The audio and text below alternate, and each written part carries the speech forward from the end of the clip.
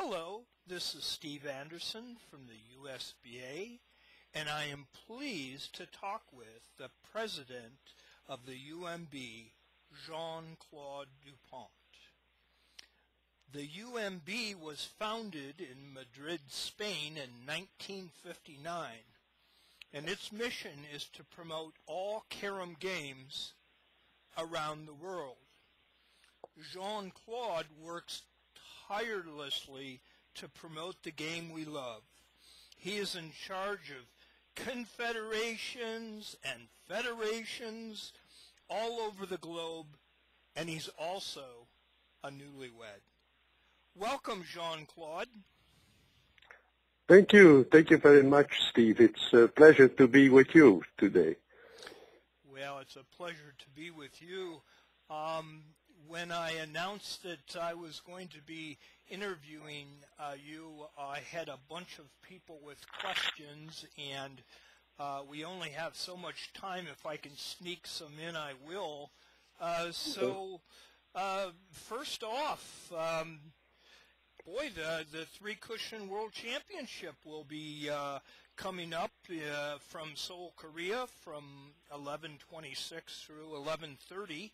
That's just a few weeks away. What are your thoughts going into the championship? Well, that's correct. Well, first of all, we are very glad that the World Championship will be organized now within the Asian Confederation, which is a long time ago that it was the case. The last time is many years ago. Then it was organized in Japan. So for the first time, in fact, we will be in South Korea for the World Championship. So it seems to me very logic that we have finally this organization in South Korea, because as you know, this is a country that is really, since a number of years, booming in carom, three-cushion especially.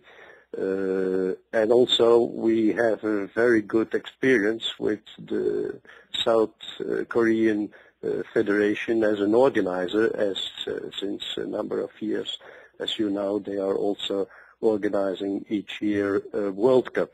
So for all these reasons, we are very glad to go over there in some weeks.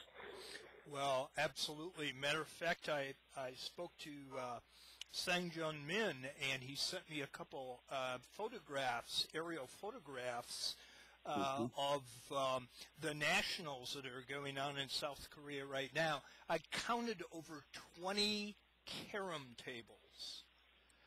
Yes, that's true. That's incredible. The nationals here in the United States, we have 8. So, yeah. Just to give you an idea. You need really to visit South Korea and Seoul to have a real impression about the importance of carom over there. It is known, but you can see it in every street. There are clubs, carom clubs. There are in total more than 20,000 carom clubs, each having a number of tables. It's very impressive. It sounds like heaven to me, Jean-Claude. That is true. That is true for me too. Yeah. Well, speaking of South Korea, they've become a dominating force in three-cushion. You know, we can go through the list of players, but the trend is just fantastic. And also, I'm noticing Vietnamese players coming on very strong. That is correct. Yeah. So, how do you see the trend go? Do you see Belgium perhaps taking a back seat? I'm not speaking for you, but I mean, how do you see this play out? Well, taking a back seat in general for European players, I don't think so. I think it has been this evolution has come on the right moment.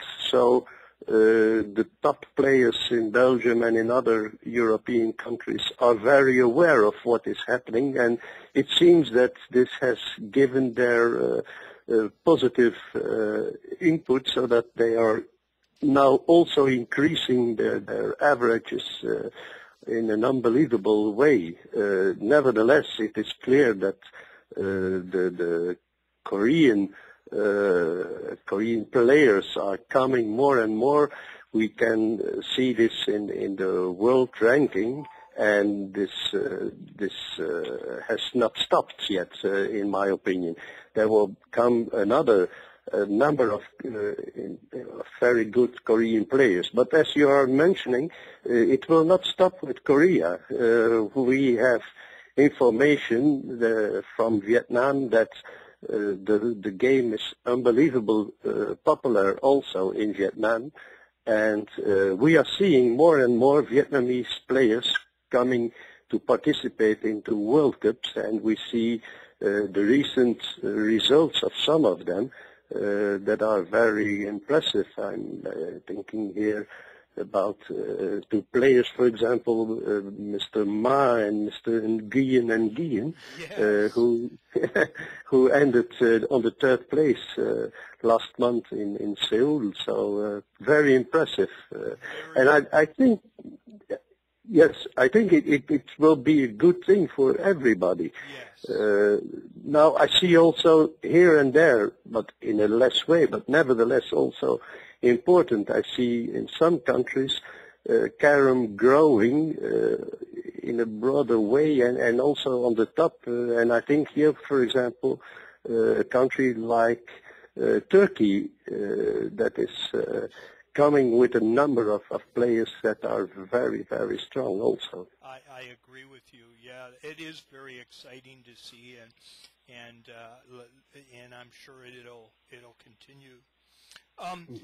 It seemed like the UMB, and I have a hard time keeping track of time, but you know, the formats have kind of changed from time to time.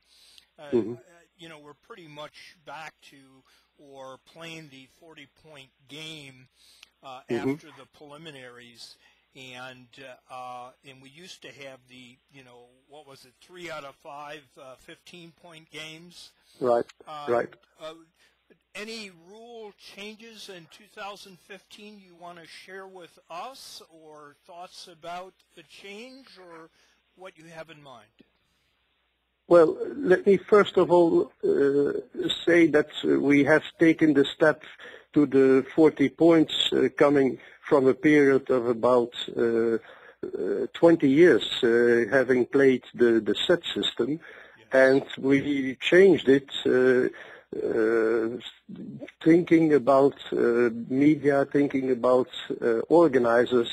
There were too much matches that were taking too long, that were going over 2 hours, and this was not acceptable anymore for the media, for the television broadcasters, and for others. So therefore we changed it.